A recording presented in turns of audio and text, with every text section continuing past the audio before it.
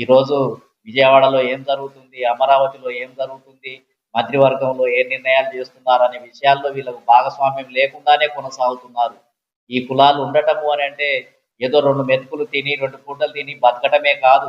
చట్టాలు చేసే దాంట్లో కూడా భాగస్వామ్యం ఉండాలి. మంత్రివర్గంలో కూడా భాగస్వామ్యం ఉండాలి. ఈ రాష్ట్రాన్ని ఏదో ఒక రోజు బడుగు బలహీన వర్గాలు బీసీలు కూడా పరిపాలించాలి.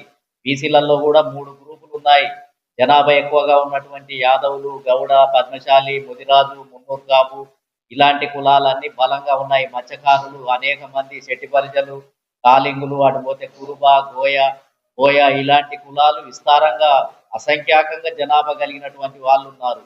జనాభా తక్కువగా ఉండి బాగా వెనుకబడినటువంటి కులాలు రజక, నాయ బ్రాహ్మణ, కుమ్మరి, కమ్మరి, వడ్రంగి, ఒడ్డెర ఇలాంటి కులాలు కూడా విస్తారంగా ఈ రాష్ట్ర వ్యాప్తంగా కూడా ఉన్నారు.